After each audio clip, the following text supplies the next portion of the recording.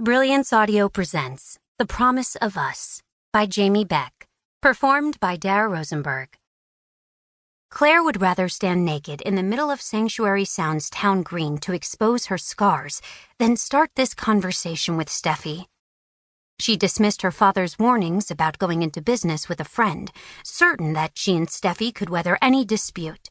After all, they'd managed a workable solution to the Peyton problem when Claire couldn't have imagined anything more difficult.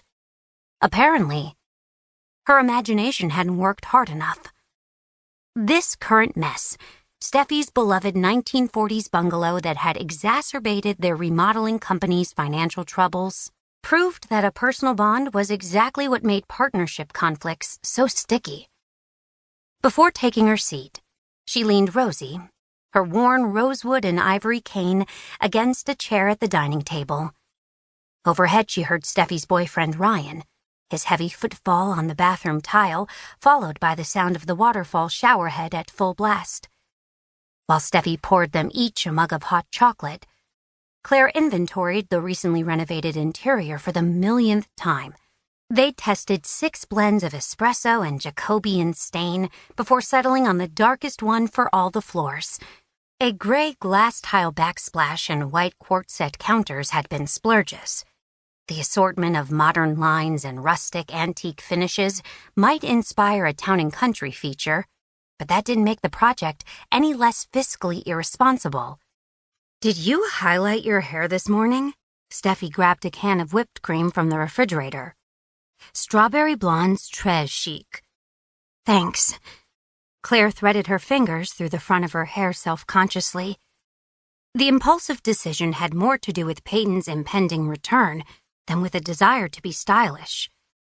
Peyton Prescott, the other part of the childhood triumvirate Steffi had named the Lilac Lane League. Peyton. For the past 18 months, any mention of her name had nicked another piece of Claire's heart. Bad enough that she'd swept through town and bewitched Claire's then-boyfriend, Todd.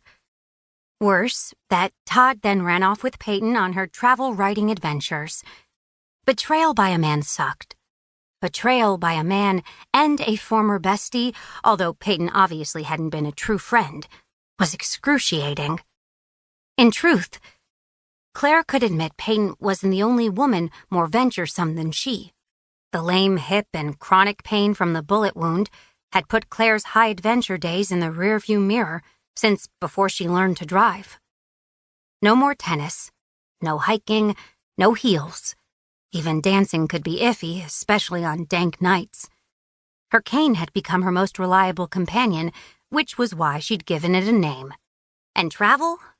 Claire had put the worst of her PTSD behind her, but hypervigilance remained a family credo. No city or vacation destination was worth the risk of another life-altering event. So be it. She was alive, which beat the alternative despite her limitations. But moving on didn't mean rolling over, so Claire had declared good riddance to both Peyton and Todd, thankful she wouldn't have to face them again. She'd never dreamed Peyton would come home to live, even if only temporarily. Claire wasn't dating anyone now, which meant the only thing left for Peyton to steal was her pride. Given Claire's state of mind, it could happen.